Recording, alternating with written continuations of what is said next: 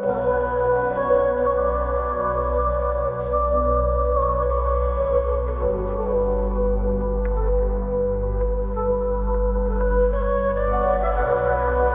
में विवेकानंद की एक प्रतिमा फ्रीमेसन के सदस्य के रूप में स्थापित है, अनेकों स्थानों पर है, लेकिन उस प्रतिमा के चित्र आपको सार्वजनिक रूप से गूगल में मिल जाएंगे और हम भी अपनी स्क्रीन पर उसको दिखा रहे हैं।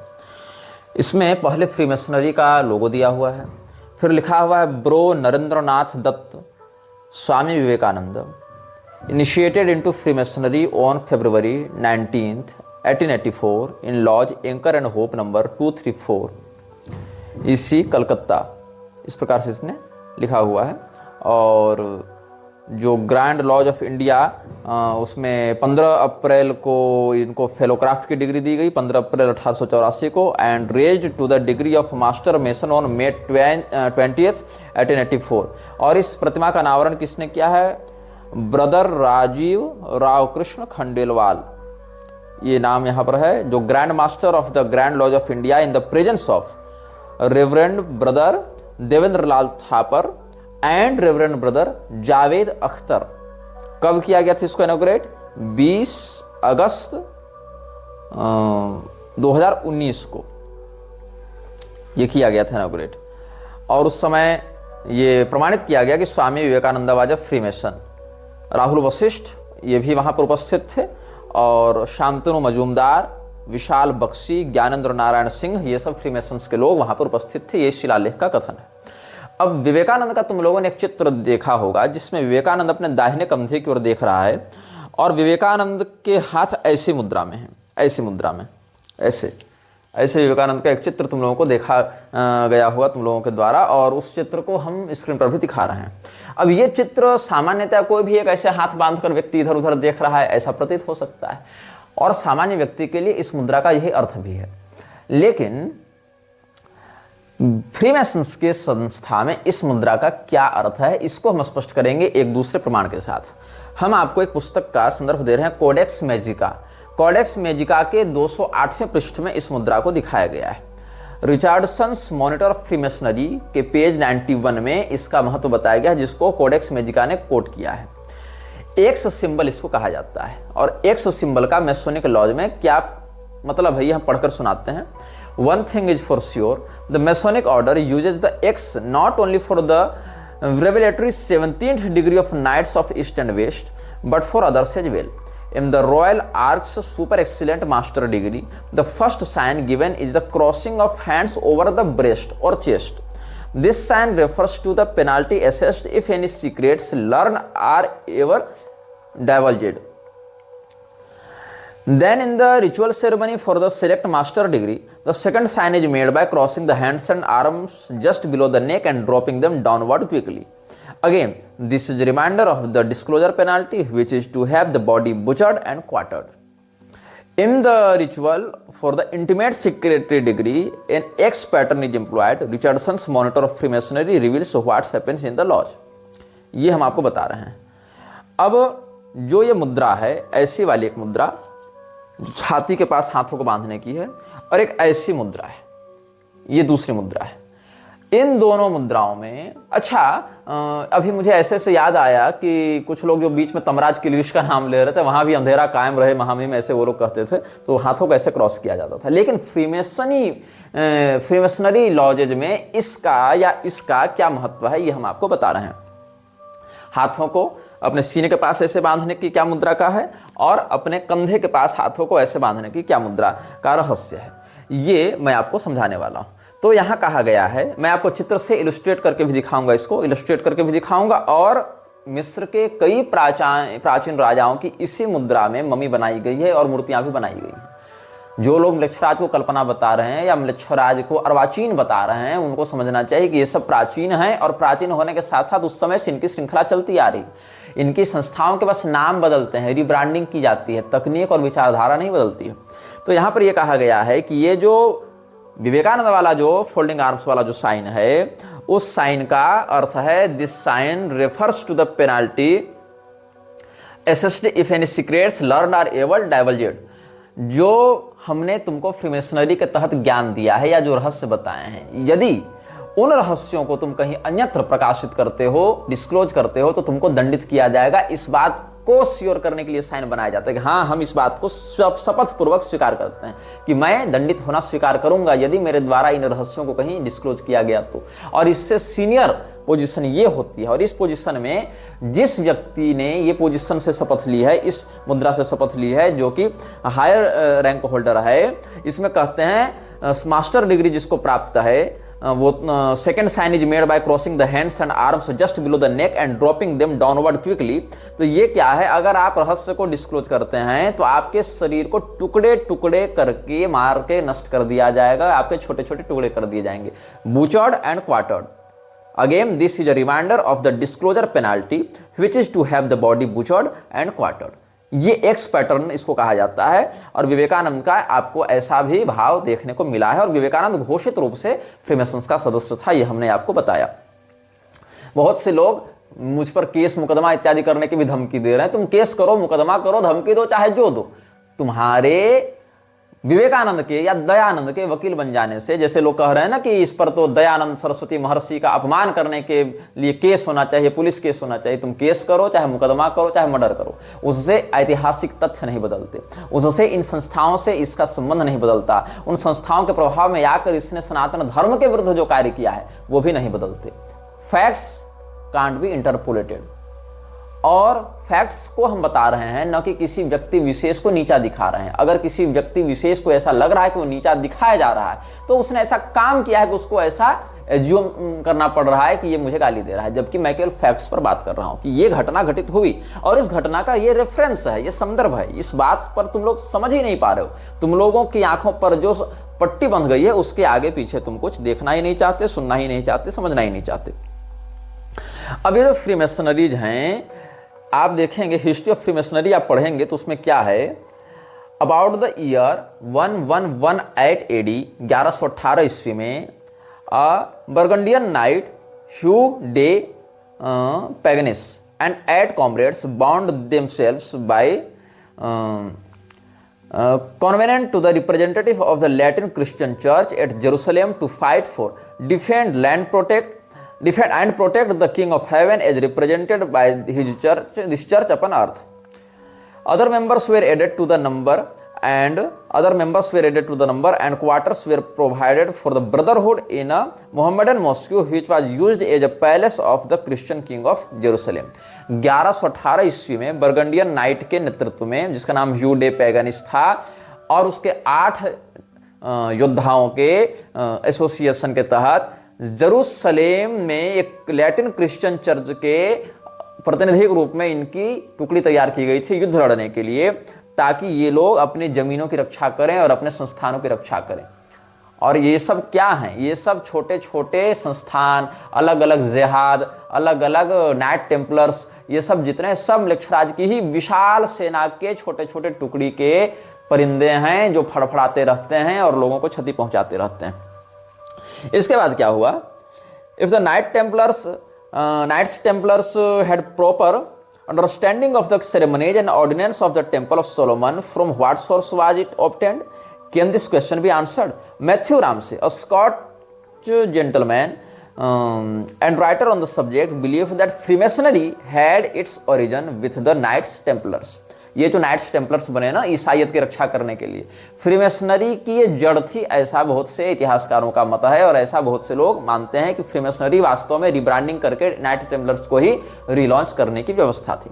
Between the date of its inception at Jerusalem in 1118 and 1314, 1118 ईस्वी से लेकर 1314 ईस्वी तक, the order of knight templars had become a powerful and wealthy organisation.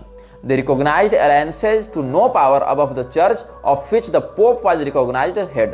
At this time, Jacques de Molay was Grand Master of the order. Pope Clement V and Philips लाबेलिया, ऐसा कुछ नाम लग रहा है यहाँ पर, धुंधला है ये पुस्तक में, King of France, fearing the growing power of the Templars and converting their immense wealth, resolved to destroy the order. ठीक है, बहुत प्राचीन प्रति है और हाईलाइटेड पार्ट में पढ़ रहा हूँ, और इसमें अक्षर बड़े धुंधले हैं, तो जूम करके मुझे देखना पड़ रहा है इस पुस्तक के प्रति से। तो यहाँ कहने का अर्थ ये है कि 1118 ईस्वी में प्रारंभ हुआ ये order of knight templars. Knights templars, knight मतलब रात वाला नहीं, KNIGHT, नाइट मतलब वो जो सेना नायक वाली जो वीरों की उपाधि मिलती थी ना पश्चिम में, वो। तो लगभग 2 शताब्दियों तक अपने आप को युद्ध नीति के माध्यम से खूब धनाढ़ और संपन्न बनाने वाली संस्था से राजाओं को भी भय लगने लगा और चर्च के भी अधिकारियों को भय लगने लगा कि कहीं ये लोग हमको ओवर रूल न करने लगे। तो इसीलिए उन्होंने बाद में इस ऑर्डर को डिसॉल्व करने का आदेश दिया कि हम इस संस्था को अब निरस्त करते हैं, अब ठीक है, इसकी आवश्यकता नहीं रही। लेकिन फ्रीमेसनरी का ओरिजिन यहीं से हुआ, क्योंकि इन्होंने काम तो छोड़ा नहीं, इन्होंने अपना मकसद तो छोड़ा नहीं, क्योंकि मकसद नहीं भूलना था भाईजान। इसीलिए इन लोगों ने अपने आप को रीलॉन्च किया नए ब्रांड के साथ, नए नाम के साथ, और नाम रख लिया फ्रीमेसनरी। यही सब होता है, ये आपको मैं हिस्ट्री ऑफ फ्रीमेसनरी से बता रहा हूं। पेज नंबर 11 से मैंने प्रारंभ किया था पढ़ना। तो फ्रीमेसनरी का जो ब्रदरहुड कॉन्सेप्ट है, उसके तहत विवेकानंद को बार बार बुलाया जाता था मैसोनिक लॉजेज में व्याख्यान देने के लिए। तो रेमिनिसेंसेज ऑफ स्वामी विवेकानंदा जो ईस्टर्न एंड वेस्टर्न एडमायरर्स के द्वारा लिखा गया था, और इसमें मिसेज SK ब्लॉगेट के द्वारा एक चिट्ठी लिखी गई थी जोसेफिन मैकलियोड को। जोसेफिन मैकलियोड कौन है, इसके विषय में हम पहले बता चुके हैं आपको, पिछले अनुभाग को आप सुन लेंगे, अनुभाग 50 से 51 को आप देख लेंगे, तो वहां से आपको इसका प्रमाण मिल जाएगा। तो ये बताती है कि कैसे विवेकानंद बारंबार, ये चिट्ठी लिखी गई थी 2 सितंबर 1902 को, विवेकानंद के मृत्यु वर्ष में ही, और इसमें बताया गया है कि कैसे विवेकानंद को फ्रीमेसन्स वाले बार बार अपने लॉजेज में बुलाकर उससे व्याख्यान करवाते थे। जैसे कि 4 नवंबर 1893 को शिकागो इंटर-ओशियन में ये बात छपी थी, अनाउंसमेंट हुआ था, Swami Vivekananda gave a parlour lecture Friday afternoons in hall 309 Masonic Temple. His subject was the divinity of man. The lecture was a brilliant one and elicited repeated applause from the select and cultured audience. Subject for Tuesday, Hindu philosophy embracing monism and reincarnation. For Friday, love from the abstract to the concrete. Vivekananda abroad a postcard pilgrimage. इसमें ये पुस्तक का आपको हमने संदर्भ दे दिया, Vivekananda abroad a postcard pilgrimage। और Chicago Tribune 15 नवंबर 1893 को भी इन्हीं विषयों से संबंधित बात को छापता है, और 15 नवंबर 1893 ईस्वी में शिकागो ट्रिब्यून ने जो छापा था उसको हम पहले भी बता चुके हैं, और आपको हम इमेज के रूप में भी उसको दिखाने का प्रयास करेंगे बीच में कभी भी इस स्क्रीन पर। तो उसमें हमने पढ़कर आपको बताया था कि स्वामी, पिछले अनुभाग में से बता चुके हैं, Swami Vivekananda the Hindu monk gave his 4th lecture at the Masonic Temple yesterday with the purpose of raising funds with his to establish schools among the poor of Damascus. तो दमस्कस में स्कूल खोलने के लिए इसने फंड रेजिंग करने के लिए मैसोनिक laws में चौथा भाषण दिया था। ऐसा शिकागो ट्रिब्यून में 15 नवंबर 1893 ईस्वी को छपा था ये समाचार। तो हमने आपको विवेकानंद और फ्रीमेसन्स से जुड़ी हुई और फ्रीमेसन्स की उत्पत्ति से जुड़ी हुई कुछ मूलभूत बातें समझाई हैं। ये सब विषय बहुत विस्तृत हैं और सीधे सीधे इसको आप 1-2 वीडियो में ही समझ सकते हैं। हमने तो बस आपको एक संकेत, एक ग्लिम्स ऑफ ट्रूथ दिखाने के लिए इतनी बातें बता दी हैं। अब विवेकानंद का जो विचार था इस्लाम के प्रति और ईसाइयत के प्रति, इसके विषय में कुछ चिंतन करते हैं, और विवेकानंद की धार्मिक दृष्टि सनातन धर्म से संबंधित ग्रंथों के प्रति कैसी थी, इस पर भी कुछ चिंतन व्यक्त करेंगे। तो विवेकानंद ने रामकृष्ण परमहंस का आश्रय लेकर, उनकी ब्रांडिंग का आश्रय लेकर स्वयं को फ्रीमेसनरी के बैनर तले आगे बढ़ाना आरंभ किया था। इसने एक बात कही है, कब कही है? मदुरै मेल में यह बात छपी थी जनवरी 28, 1893 ईस्वी को। इसने भारत में रहकर ये वक्तव्य दिया था, the perfect religion is the Vedic religion, the Vedas have 2 parts, mandatory and optional. The mandatory injunctions are eternally binding on us. They constitute the Hindu religion. The optional ones are not so. These have been changing and been changed by the rishis to suit the times. The Brahmins at one time ate beef and married Sudraj. Calf was killed to please a guest. Sudraj cooked for Brahmins. The food cooked by a male Brahmin was regarded as polluted food. But we have changed our habits to suit the present yuga. Although our caste rules have so far changed from the time of Manu, still if should come to us now, he would still call us Hindus. Caste is a social organization and not a religious one. It was the outcome of the natural evolution of our society. It was found necessary and convenient at one time. It has served its purpose, but for it, we would long ago have become Mohammedans. It is useless now.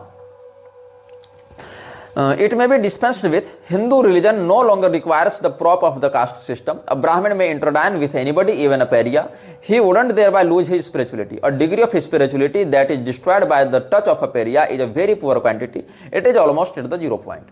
तो Madurai mail में ये विवेकानंद का भाषण छपा था। कब छपा था? जनवरी 28, 1893 ईस्वी में। इसका कहना है कि जो परफेक्ट रिलीजन है वो वैदिक रिलीजन है। ठीक है भाई। तो वेद के 2 भाग हैं, एक अनिवार्य और एक वैकल्पिक।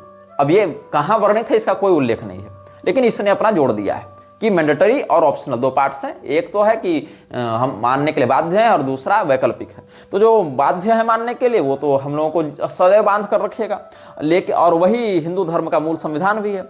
और जो ऑप्शनल हैं वो समय समय पर युग के अनुसार या परिस्थिति के अनुसार ऋषि महर्षि बदलते रहते हैं, और उसमें परिवर्तन के लिए इसने युग धर्म का नाम नहीं लिया, जो आपद धर्म है उसका नाम नहीं लिया। इसने परिवर्तनशीलता में क्या नाम दे दिया कि एक समय जो ब्राह्मण थे वो बीफ खाते थे और शूद्रों से विवाह करते थे, और बीफ में यहाँ भैंसे इत्यादि का नहीं, काफ बछड़े को मारा जाता था एक अतिथि को खुश करने के लिए, और शूद्र ब्राह्मणों के लिए भोजन बनाते थे, और अगर किसी पुरुष ब्राह्मण ने भोजन बना दिया तो उसको अशुद्ध भोजन माना जाता था।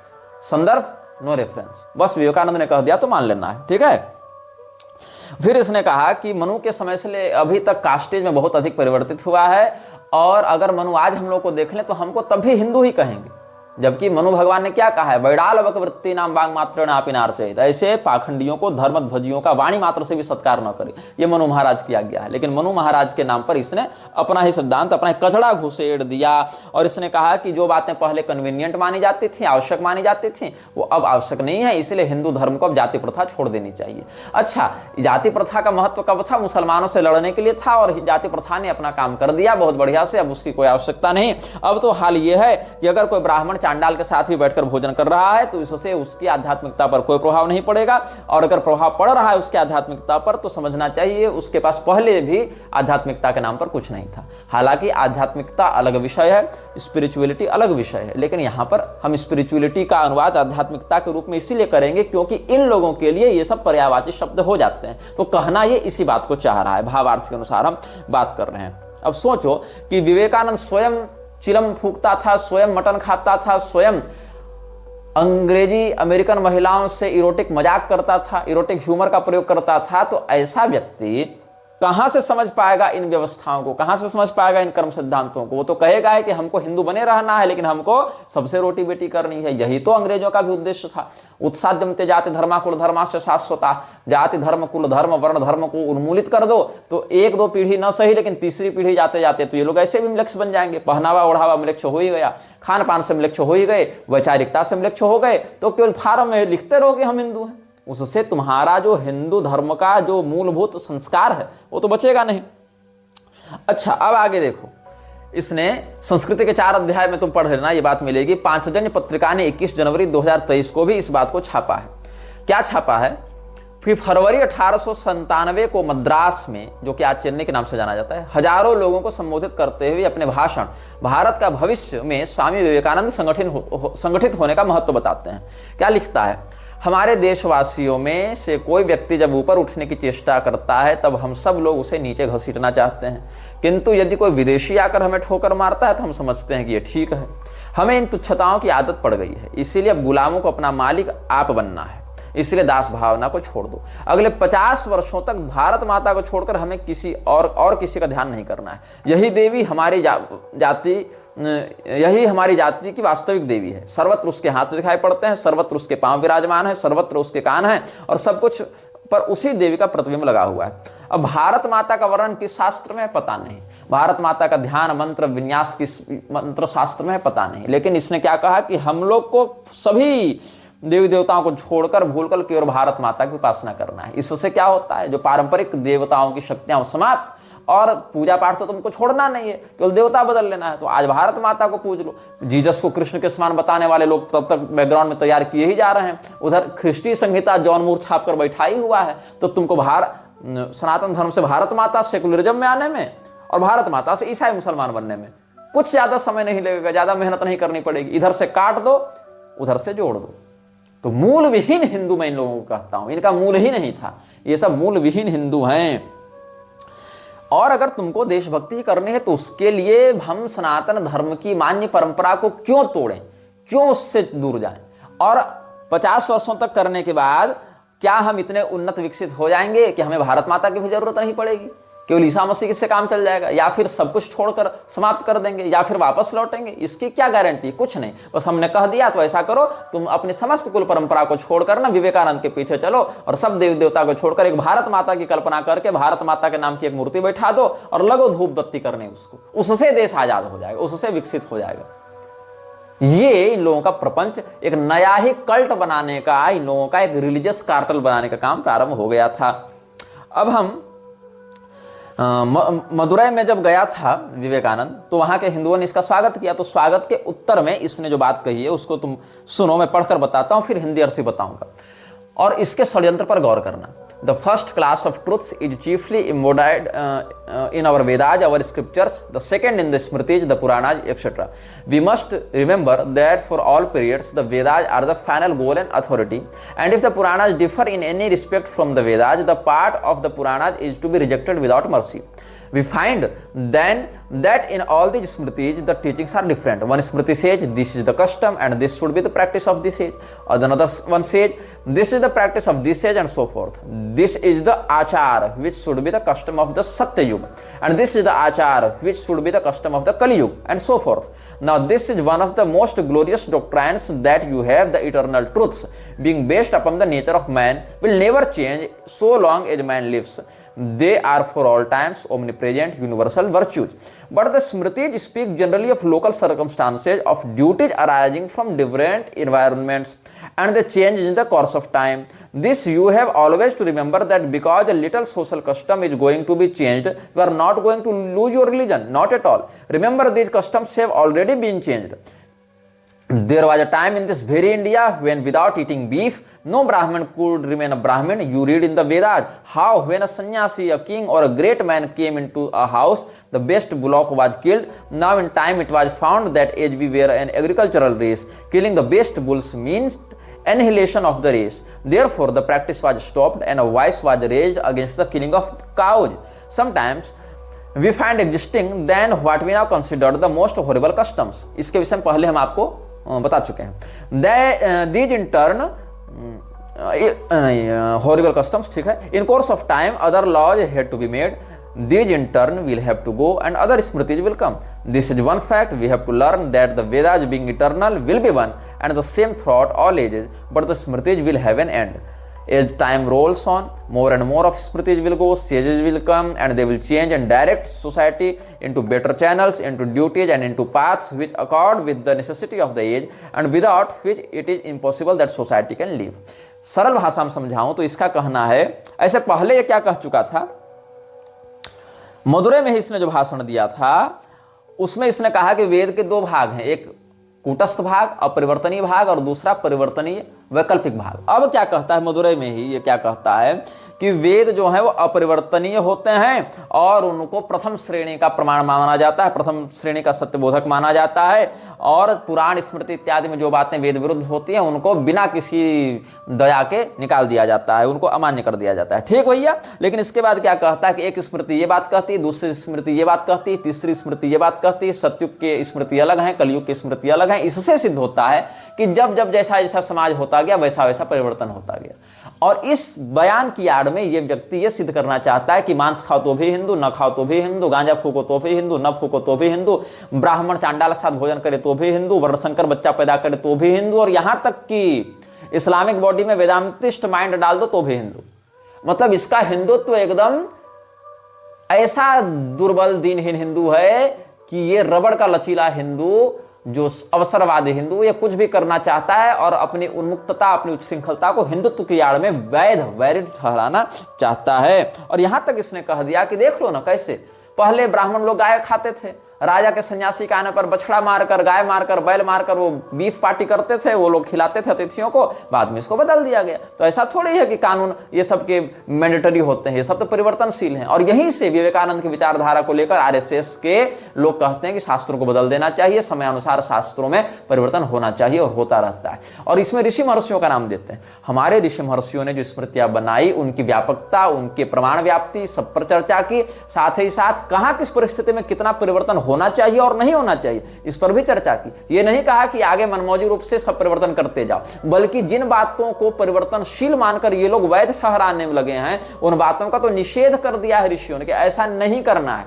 निषेधाज्ञा है जिन बातों की, उनको परिवर्तनशीलता की आड़ में ये धूर्त लागू करवाना चाहते हैं।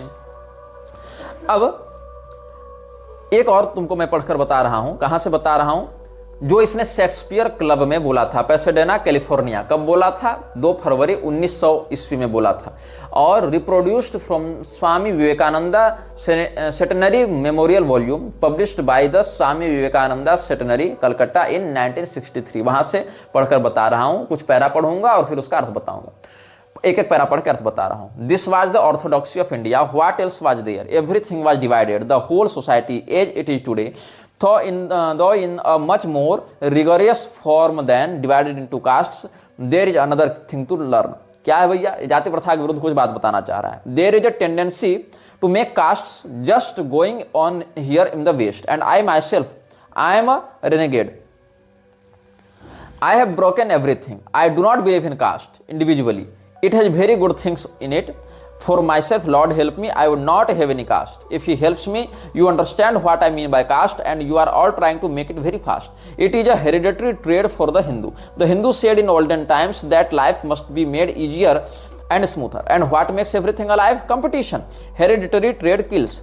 You are a carpenter, very good. Your son can be only a carpenter. What are you? A blacksmith. Blacksmithing become a caste. Your children will become blacksmiths. We do not allow anybody else to come into that trade. So you will be quiet and remain here. You are a military man, a fighter, make a caste. You are a priest, make a caste. The priesthood is hereditary, and so on. Rigid high power that had a great side, and that side is that it really rejects competition. It is that which has made the nation live while other nations have died. That caste.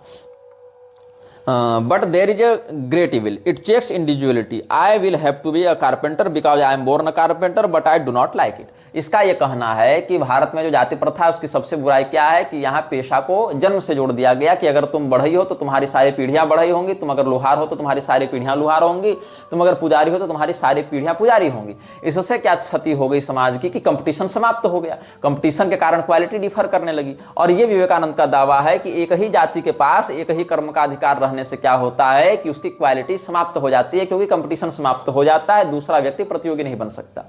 लेकिन इस मूर्ख को यह नहीं पता था कि आज तुमने सारी जाति व्यवस्था को मिटाने का जो ठेका ले रखा है, जिस व्यक्ति को जातिगत रूप से अपना कौशल प्राप्त था, वो जितना निपुण होता था उस कार्य में, वो कंपटीशन वाले नहीं होते थे। सुनो, जैसे कोई एक व्यक्ति एक गांव का लुहार है, दूसरे गांव का दूसरा लुहार है, तो क्या वो आपस में कंपटीशन नहीं कर रहे हैं?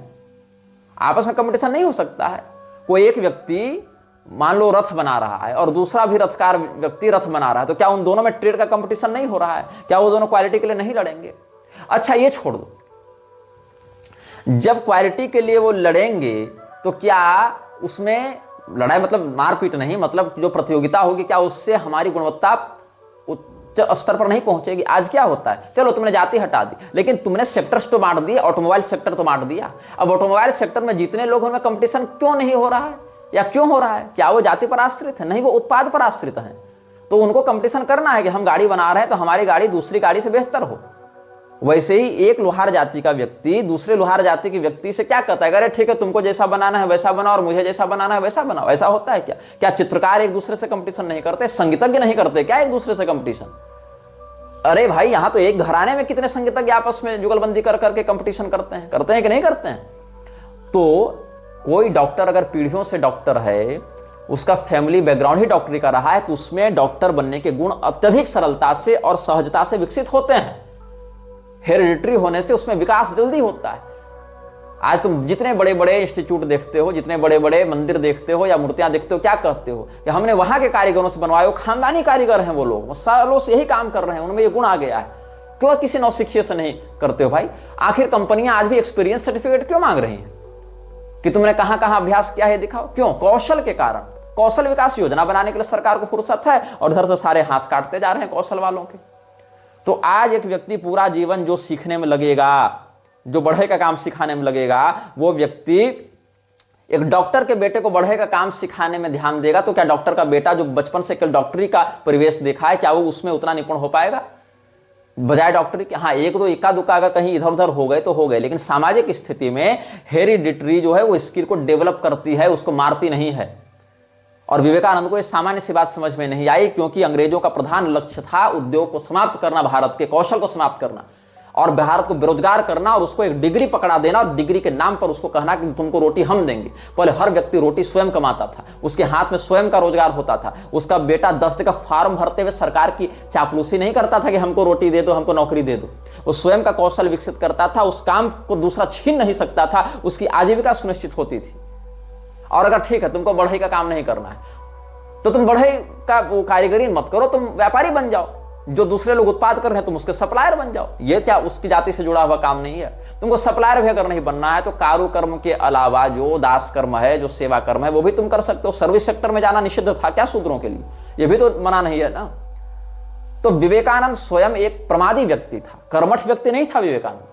प्रमाद के कारण ही वो पयोहारी बाबा से भागकर हठ योग सीखने के बहाने जो गया था और वहां से जब कठिनाई देखा तो भाग गया और गांजा फूक के इधर भंड पड़ा रहा। उस व्यक्ति ने समस्त जाति व्यवस्था को यह दोषी ठहरा कि कंपटीशन को मारता है, जबकि जाति व्यवस्था कंपटीशन को बनाए रखने के साथ घरेलू स्तर पर बच्चे को बचपन से ही स्किलफुल बनाती थी, उसकी आजीविका को सुरक्षित रखती थी। और अंग्रेजों ने इसी के विरुद्ध आघात करके पूरे देश को एक झटके में कौशल विहीन और बेरोजगार बना दिया। ये अवगुण है इन लोगों की विचारधारा का। अस्तु अब आगे बढ़ते हैं। क्या हो गया ये? The Indian people are intentionally socialistic but beyond that there is a wealth of individualism. They are as tremendously individualistic. This is to say after laying down all these minute regulations they have regulated how you should eat, drink, sleep, die, everything is regulated here. Vivekananda को भारतीय अनुशासन से समस्या थी। कोई व्यक्ति कहेगा हमको सुबह 4 बजे ब्रह्म मुहूर्त में उठना है, तो कहता है क्यों उठना है, कोई फायदा नहीं, ये तुम कहां बंधन में पड़े हो? तो इसको धर्मशास्त्रों का बंधन स्वीकार नहीं था कि धर्मशास्त्र कौन होते हैं बताने वाले, या धर्मशास्त्रों का उपदेशक ब्राह्मण कौन होता है ये बताने वाला कि मुझे कब उठना है, कब खाना है, कब सोना है। मतलब ये पूर्णतया एक अनुशासनहीन जीवन जीने वाला व्यक्ति था विवेकानंद। इसको अनुशासन ही पसंद नहीं था, इसको जो रेगुलेशन है वही पसंद नहीं था। ये कहता है they have regulated how you should eat, drink, sleep and die, everything is regulated here from there from early morning to when you go to bed and sleep you are following rules and law. Do you wonder what a nation should live under that? Law is death। ये कहता है कि अनुशासन जो बना दिया गया तुम्हारे जीवन में, रेगुलेशन लगा दिया है कि तुमको ऐसे सोना है, ऐसे उठना है, ऐसे बैठना है, इससे क्या होता है? इससे देश मृत्यु को प्राप्त होता है। उन्मुक्तता की वकालत कर रहा है, स्वच्छंदता के नाम पर उच्छृंखलता को बढ़ावा दे रहा है। ये क्या कहता है? The more of the law in a country, the worse for the country. But to be an individual, we go to the mountains where there is no law, no government. The more of law you make, the more of police and socialism, the more of blackguards there are. Now this tremendous regulation of law is there. As soon as a child is born, he knows that he is born a slave. Slave to his caste first, slave to his nation next. Slave. Every action, his drinking and his eating, he must eat under a regular method. This prayer will be the first morsel, this prayer with the second, that prayer with the third, and that prayer when he drinks water, just think of that. Thus from day to day it goes on and on. इसको इस बात से चिढ़ थी कि कोई व्यक्ति भोजन करने के समय मंत्र क्यों पढ़ रहा है, पानी पीने से पहले मंत्र क्यों पढ़ रहा है, पंच प्राण का पंचग्रास लेने के समय, पंचकौर लेने के समय मंत्र क्यों पढ़ रहा है। इसको इससे चिढ़ थी। मतलब सोतो उठो, आराम से मटन भूंजो, खाओ, गांजा फूको, भंड पड़े रहो, वो बहुत बढ़िया है, कोई नियम कानून नहीं। ये इसके लिए बहुत बढ़िया था। इसको सपोर्ट करता था, वाइडली सपोर्ट करता था, ये कहकर कि इससे शरीर को पोषण होता है। यही अनुशासनहीनता के चक्कर में 39 साल में 17 बीमारी लेकर मर गया। ये व्यक्तित्व है विवेकानंद का, जिसको इतना ग्लोरीफाई तुम लोग कर रहे हो। अच्छा, पिछले ही समय ये व्यक्ति का हम जो रेफरेंस दे रहे थे अभी कुछ मिनट पहले, वहां कह रहा था कि भारत में राष्ट्र की पूजा करो, भारत माता की पूजा करो, बाकी देवी देवता को भूल जाओ। और अभी कह रहा है कि जन्मजात वो देश का गुलाम बन गया है, स्लेव टू हिज नेशन, उसको मुक्ति नहीं मिल पा रही है, वो अपने देश का गुलाम बना हुआ है। वो उसको खाने के समय मंत्र पढ़ना है, उसको पानी पीने के समय मंत्र पढ़ना है, उसको सुबह उठने के समय कराग्रे वसते लक्ष्मी पढ़ना है, ये आक्षेप कर रहा है। मतलब इसके लिए सारे हिंदू देवी देवताओं को भी भूल जाएं, और अगर दैनिक जीवन में सदाचार का इस प्रकार से मांत्रिक पालन कर रहे हो तो वो भी छोड़ दो, तब तो मुक्त हो पाओगे। ये इस मूर्ख का दावा है। अब आगे देखो, अब ये ब्राह्मणों को गाली देने के बाद, ये सब ब्राह्मणों को गाली देने के लिए कहा, फिर आगे राजाओं को गाली देने के लिए, क्षत्रियों को गाली देने के लिए आ रहा है। Then there was the second caste, the kingly caste, the military, actual power was in their hands. Not only so, they have produced all of our great thinkers and not the Brahmans. It is curious, all our great prophets almost without one exception belong to the kingly caste. The great man Krishna was also of that caste, Ram he also, and all our great philosophers almost all sat on the throne. Thence came all the great philosophers of renunciation. From the throne came the voice that always cried renounce. These military people were their kings, and they also were the philosopher. They were the speakers and in the Upanishads. In their brains and their thought, they were great than the priest. They were more powerful. They were the kings, and yet the priest got all power and tried to tyrannage over them. And so that was going on political competition between the two castes, the priest and the kings. ये मूर्ख क्या कह रहा है? दूसरे cast की हम बात करते हैं, जो शाही कास्ट कहलाया गया, राजशाही, जो सेना का अध्यक्ष हुआ करता था, राजा हुआ करता था। और ये सब ब्राह्मणों से भी बढ़कर अधिक प्रतिभाशाली थे, ब्राह्मणों से अधिक बुद्धिमान थे, ब्राह्मणों से अधिक तेजस्वी थे। लेकिन ब्राह्मणों ने उन पर अत्याचार करके, मतलब पृष्ठ से जो राजा ज्यादा ताकतवर है, पृष्ठ पुजारी से जो राजा ज्यादा बुद्धिमान है, उस पर पुजारी शासन करके उसको आतंकित कर दे रहा है। टायरेंट बन गया है ब्राह्मण, शोषण कर रहा है किसका? राजा का। विवेकानंद के अनुसार जो राजा है जिसने ब्राह्मणों से भी ज्यादा मस्तिष्क का प्रयोग किया, और उसमें राजा में से कौन? तो कह रहा है कि राम जी एक मनुष्य थे जो क्षत्रिय जाति से थे, क्षत्रिय कुल में भगवान का अवतार हुआ राम जी के रूप में, कृष्ण भगवान के रूप में, ठीक है। लेकिन राम जी और कृष्ण जी ने कभी ब्राह्मणों का निरादर तिरस्कार नहीं किया, न स्वयं को ब्राह्मणों के द्वारा शोषित और दलित बताया। लेकिन विवेकानंद की बुद्धि की नीचता देखो कि ये कह रहा है कि great man Krishna was also that of that caste, Ram ही also, and all our great philosophers. हमारे जितने बड़े बड़े विचारक हुए सब क्षत्रिय कुल से हुए और ब्राह्मणों से अधिक प्रतिभाशाली थे, लेकिन ब्राह्मणों ने फिर भी उन पर कब्जा करके उनको आतंकित किया, उनको टेरनाइज किया। इसीलिए राजा मतलब ब्राह्मण, क्षत्रिय और पुरोहित ब्राह्मण दोनों के मध्य राजनीतिक संघर्ष भारत में चलता रहता था, ये कह रहा है। जबकि ऐसा नहीं है। इक्का दुक्का उदाहरण देखें तो असुरों का जो क्षत्रिय कुल में संक्रमण हो गया था उसमें परशुरामावतार, या भृगुवंशियों में जो लोभ का कलि पुरुष प्रवेश कर रहा था उसमें हय वंशियों का उनके प्रति संघर्ष। इतना ही एक दो उदाहरण है पूरे वैश्विक इतिहास में। और उस इतिहास का जो आउटकम हुआ, उस घटना का जो आउटकम हुआ, उससे भी ब्राह्मण क्षत्रियों में जो वैभिन्न मत हो गया था उसका समाधान ही हुआ। लेकिन आप अगर हजारों हजार इसके एक प्रकरण के अतिरिक्त भृगुवंश और हय वंश के मध्य चले कुछ संघर्ष के अतिरिक्त अन्य पूरे प्रकरणों को देखें, इन्हीं वंशों के आलोक में भी देख लें, तो भी कोई समस्या नहीं है, कोई झगड़ा, कोई द्वंद्व ही नहीं है। तो कितनी बार राजवंशों की रक्षा ब्राह्मणों ने की है। आप भरद्वाज मुनि का उदाहरण देखिए, वशिष्ठ मुनि का उदाहरण देखिए, भृगु मुनि का उदाहरण देखिए, कितने राजवंशी अपने राज्य को खोने कारण, मेधा मुनि का देखिए सूरत समाधि प्रकरण में, कितने आश्रमों में ब्राह्मणों ने राजाओं को संरक्षण दिया, उनके राज्य को वापस दिलवाया, उनकी रक्षा की मंत्र बल से, तपस्या बल से। और कितनी बार राक्षसों ने ब्राह्मणों की रक्षा करने के लिए अपने पूरे के पूरे परिवार को बलिदान कर दिया। आधुनिक काल में भी ऐसा हुआ है। लेकिन इस विवेकानंद को यह मजा आता था ये दिखाने में कि ये सब तो आपसी झगड़े वाले हैं, लेकिन क्षत्रिय ज्यादा प्रतिभाशील हैं और ब्राह्मण उनसे कम प्रतिभाशाली होने के बाद भी उनका शोषण कर रहे हैं। ये कहता है, ये क्या कहता है? Yet the priests got all the power and tried to tyrannize over them. अच्छा आगे देखो क्या ये कहता है, दोज ऑफ यू। अच्छा, राम और कृष्ण दोनों को इसने, भगवान राम कृष्ण को, रामकृष्ण परमहंस नहीं, भगवान श्री रामचंद्र जी और भगवान श्री कृष्णचंद्र जी को इसने मनुष्य बताया, भगवान नहीं बताया, मैन बताया, मनुष्य बताया। लेकिन जीसस क्राइस्ट को ये सीधे गॉड बताएगा। कहां बताएगा? आगे उस प्रकरण पर भी हम आ रहे हैं। इस पॉइंट को याद रखना, नोट करना, ठीक है? बाद में इसको हम कनेक्ट करेंगे। अब आगे इसी प्रकरण में पहले इसको खत्म कर लेते हैं। आर्यों पर अब आते हैं, जो ये आर्य जाति के विषय में क्या कह रहा है। Those of you that have been to hear the first lecture already know that in India they are These are two great races, one in called the Aryan and other the non-Aryan।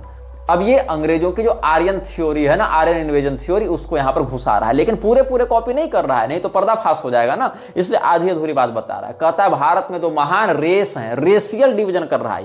क्या कहता है? एक Aryan race है, एक non Aryan race है। अच्छा चलो ठीक है, उसके बाद क्या कहता है, हालांकि इस मिथ का भी बहुत अधिक व्यापक प्रामाणिक खंडन हो चुका है, इस बकवास का भी, लेकिन चलो विवेकानंद की भाषा से हम देखते हैं क्या है। It is the Aryan race that has the 3 castes, but the whole of the rest are dubbed with other name Shudras, no caste, they are not Aryan at all. Vivekananda के अनुसार शूद्र वर्ण आर्य में नहीं आता है, ये नन आर्यन है।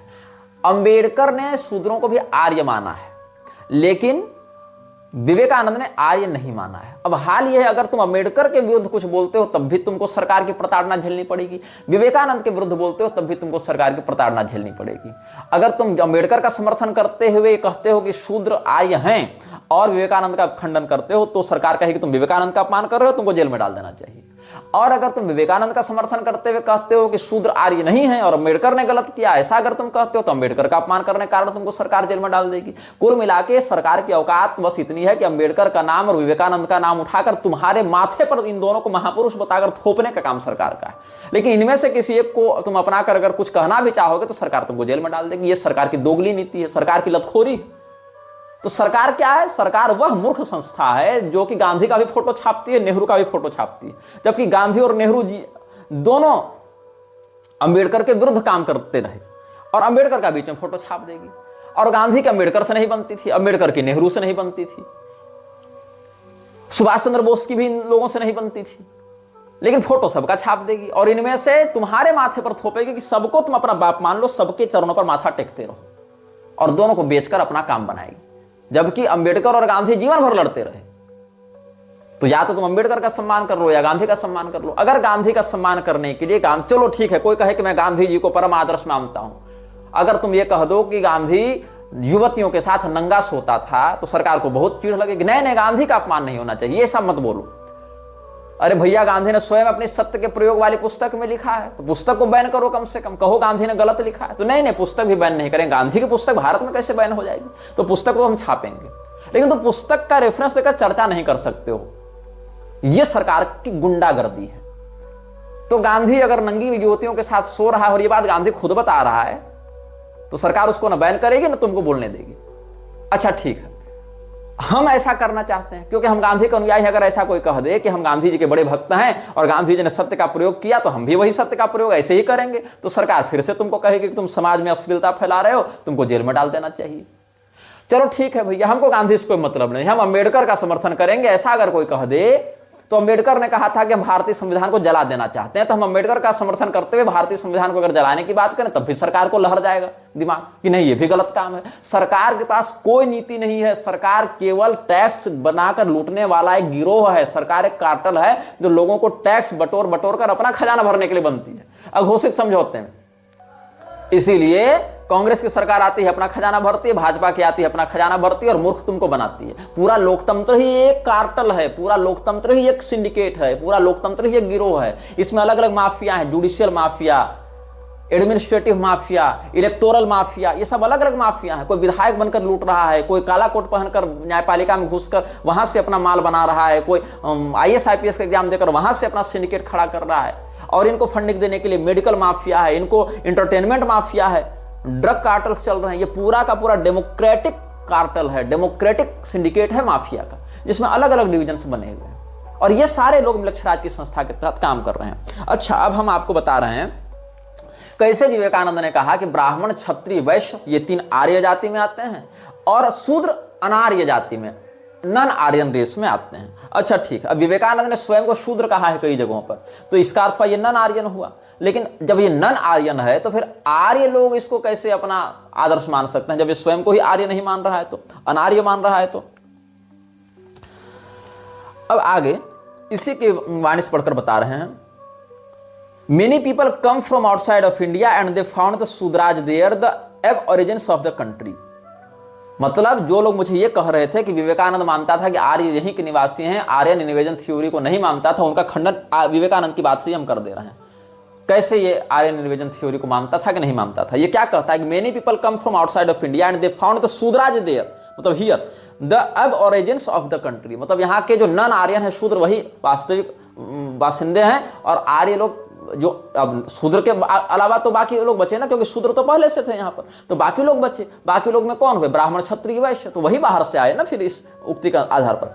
However it may be these vast masses of non-Aryan people and the mixed people among them, they gradually became civilized and they became to scheme for the same rights as the Aryans. They wanted to enter their schools and their colleges, they wanted to take the sacred thread of the Aryans, they wanted to perform the same ceremonies as the Aryans, and wanted to have equal rights in the religion and politics like the Aryans. And the Brahmin priest, he was a great antagonist of such claims. You see, it is the nature of priests in every country. They are the most conservative people naturally. So long as it is a trade, it must be. It is to their interest to be conservative. So this tide of murmur outside the Aryan Pale, the priests were trying to check with all their might. Within the Aryan Pale, there was also a tremendous religious ferment, and it was mostly led by this military caste. मतलब इसका कहना है कि शूद्र लोग पहले से थे और जो नन शूद्र थे वो लोग बाहर से आए थे, तो बाहर से आकर उन्होंने शूद्रों को यहाँ पहले से पाया और फिर उनसे मिक्स हो गए सभ्यता के दृष्टिकोण से। तो शूद्र नन आर्यन हैं और बाहर से आए हुए लोग आर्यन हैं, और इसीलिए ये जब मिक्स हुए तो शूद्रों को लगा कि हम लोग इनके अनुसार बन जावें, तो उनके मंदिरों में घुसने की कोशिश किया, उनका जनेऊ पहनने की कोशिश किया, उनके संस्थानों में पढ़ने का प्रयास किया, ऐसा ही इसने कहा। और ब्राह्मणों ने इनका खूब विरोध किया, जैसा कि ये लोग करते हैं, सर्वत्र करते हैं। इनको अपना एक अधिकार खतरे में पड़ता दिखा तो मिलिट्री राष्ट्र क्षत्रियों को बहकाकर इसने शूद्रों का प्रतिरोध करना आरंभ किया। ये मूर्खता विवेकानंद ने देश को तोड़ने के लिए, हिंदू धर्म को कमजोर करने के लिए ये सब अफवाहें उड़ाई हैं। और ब्यूटीफुल ट्री वाली जो पुस्तक है ना, उसको तुम पढ़ोगे तो, या विल डुरांट की पुस्तक केस ऑफ इंडिया, वो तुम देखोगे, केस फॉर इंडिया इस प्रकार से उसकी पुस्तक है, तो पता चलेगा कि विवेकानंद से पिछली पीढ़ी में भी कितने कितने शूद्र छात्र ब्राह्मणों के बनाए गुरुकुलों में ही पढ़ रहे थे, जो आर्य समाजी गुरुकुल भी नहीं थे।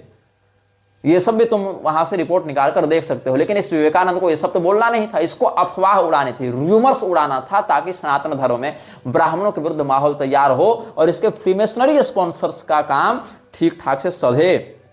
और फिर इसने एक बकवास यहां पर आगे मारी है, यू विल बी, इसी सेक्टर में जो छपा है, जो शेक्सपियर क्लब में इसने भाषण दिया था 2 फरवरी 1900 ईस्वी को पैसाडेना कैलिफोर्निया में। ये क्या कहता है? You will be astonished if I tell you that according to the old ceremonials he is not good Hindu who does not eat beef. हिंदुओं के विषय में क्या बकवास करता है कि तुम आश्चर्यचकित हो जाओगे ये जानकर। श्रोताओं को कहता है कि उसको अच्छा हिंदू माना ही नहीं जाता था जो बीफ नहीं खाता था, और बीफ के लिए कौ, बुल्स, काफ, इन्हीं शब्दों का प्रयोग किया है, गौवंश के लिए कह रहा है। Once on certain occasions he must sacrifice a bull and eat it. This is disgusting now. However, they may differ from each other in India in that they are all one. They never eat beef. The ancient sacrifices and the ancient gods, they are all gone. Modern India belongs to the spiritual part of the Vedas. वेद के spiritual part का अब भारत है। अब पुराने देवता, पुराने पद्धतियां सब चली गई। अब भारत में कोई गाय नहीं खाता, लेकिन पहले के समय में वैदिक रिचुअल्स में लोग गाय काट कर खाते थे, और बिना खाए कोई ब्राह्मण नहीं होता था, कोई हिंदू नहीं होता था। यह दावा विवेकानंद ने अपनी निम्न स्तर की मानसिकता के कारण किया है। ये सारे घटनाक्रम किस स्थान पर कहा, किस तारीख को कहा, क्या कहा, यह सब हमने आपको बताया है। अब जरा हम विवेकानंद की विचारधारा पढ़ लेते हैं, जो विवेकानंद ने इस्लाम के विषय में कहा, ईसाइयत के विषय में कहा। तो ईसाइयत और इस्लाम के विषय में विवेकानंद ने कहा है। पहले जीसस क्राइस्ट के विषय में हम बात करते हैं। राम और कृष्ण दोनों पर ब्रह्म स्वरूपों को विवेकानंद ने मैन कहा, मनुष्य माना, भगवान नहीं माना, ईश्वर नहीं माना। दयानंद सरस्वती ने भी नहीं माना था, विवेकानंद ने भी नहीं माना। और जीसस क्राइस्ट को ये गॉड मानता है। क्या लिखता है, हम विवेकानंद के वचन को पढ़ें। Jesus Christ was God, the personal God became man. साक्षात ईश्वर ही मनुष्य बनकर आया था, जैसा कि हमेशा आता है, लेकिन जीसस क्राइस्ट साक्षात ईश्वर है। अगर तुम जीसस क्राइस्ट को मनुष्य के रूप में पूज रहे हो तो तुम भूल करते हो, जबकि ये उक्ति भगवान कृष्ण की है। अवजानन्ति मां मूढ़ा मानुषम तनुमाश्रितम, कि मूर्ख लोग मुझे मनुष्य मानते हैं, ये भगवान ने कहा। तो विवेकानंद को मूर्ख हम नहीं कह रहे, भगवान कृष्ण ही कहकर गए थे ऐसे लोगों को मूर्ख। तो Jesus Christ was God, the personal God become man. He has manifested himself many times in different forms, and these alone are what you can worship. God is in his absolute nature is not to be worshipped. Worshipping such God would be nonsense. We have to worship Jesus Christ, the human manifestation is God.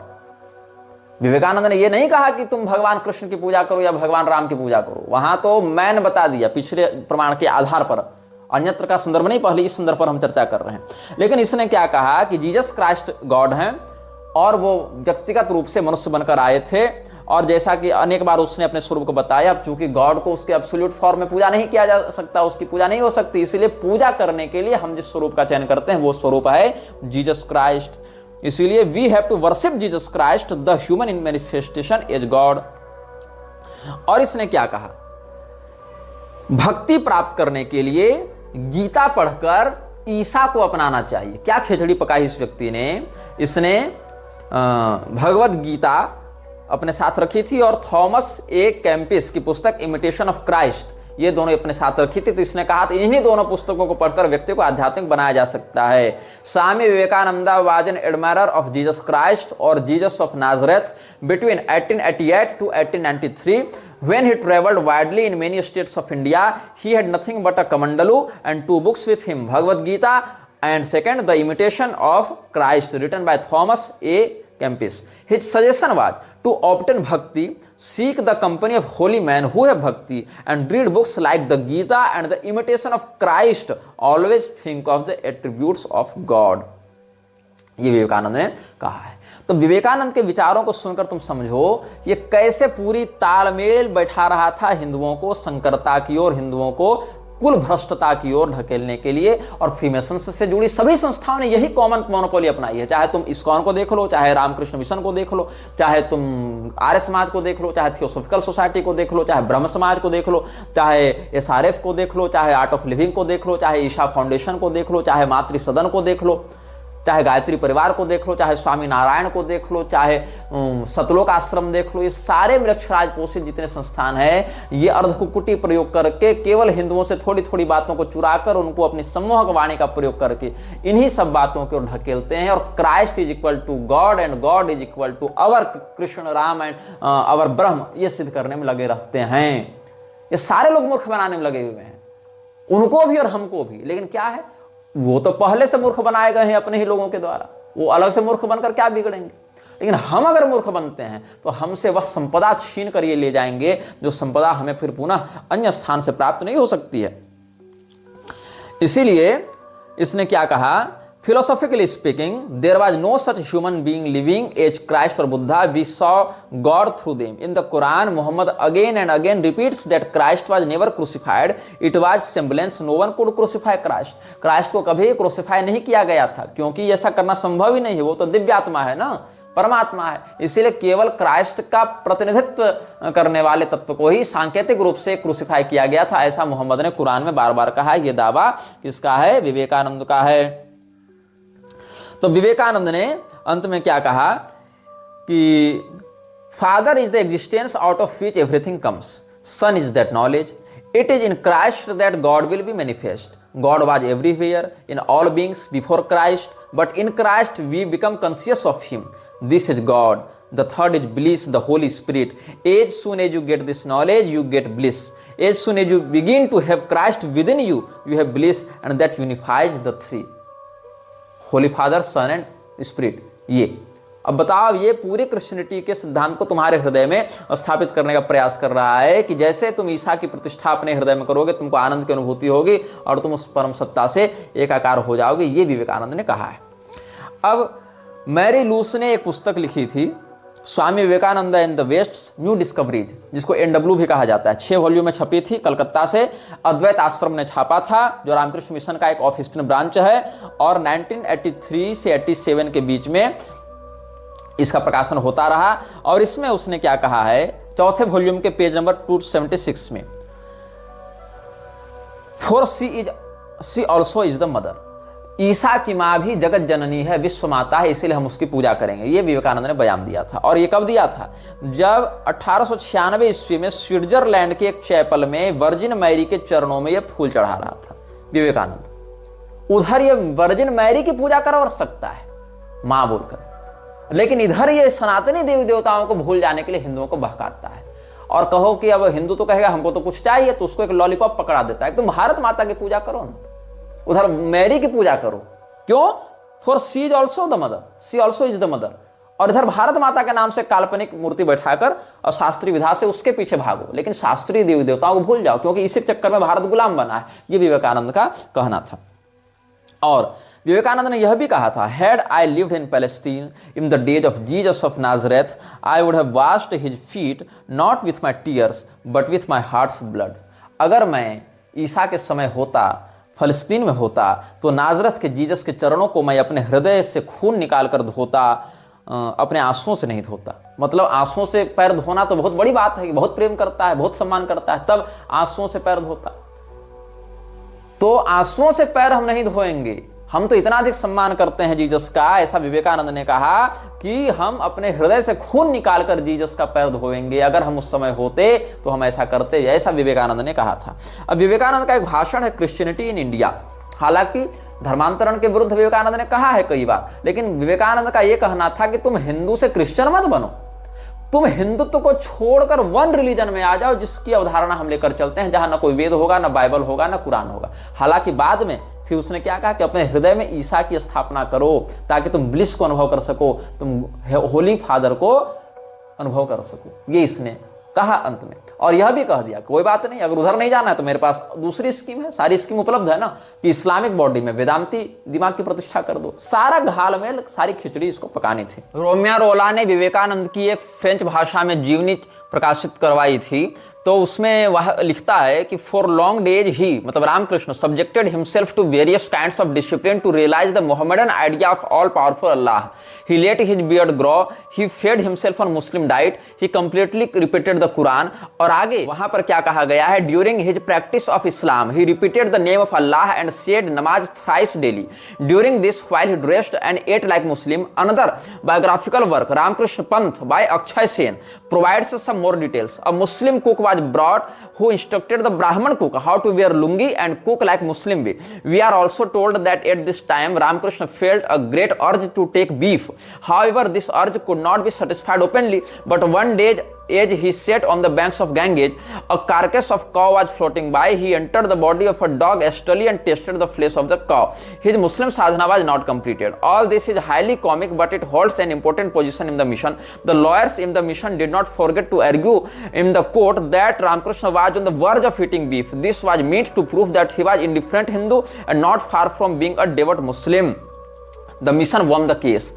जब ये Ramakrishna mission ने हिंदू न होने के पक्ष में कलकत्ता उच्च न्यायालय में तर्क दिए थे, उनके विषय में जो टाइम्स ऑफ इंडिया में छपा था, विवेकानंद ने भगवान श्री रामचंद्र जी, भगवान श्री कृष्ण से भी अधिक श्रेष्ठ रामकृष्ण परमहंस को बता दिया। उसने कहा था कि रामकृष्ण परमहंस की पवित्रता का, प्रेम और ऐश्वर्य के कण का प्रकाश मात्र ही राम और कृष्ण में था।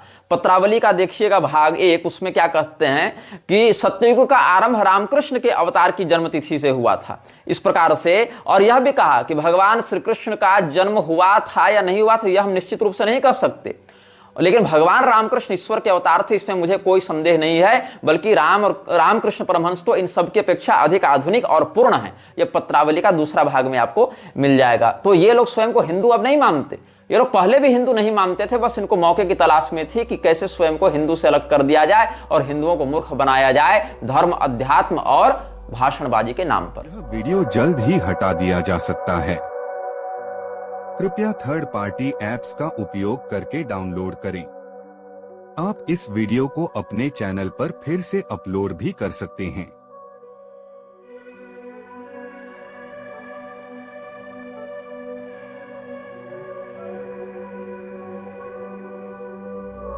This video may get deleted soon. Please download using third-party apps. You may also re-upload this video on your channels. Thank you.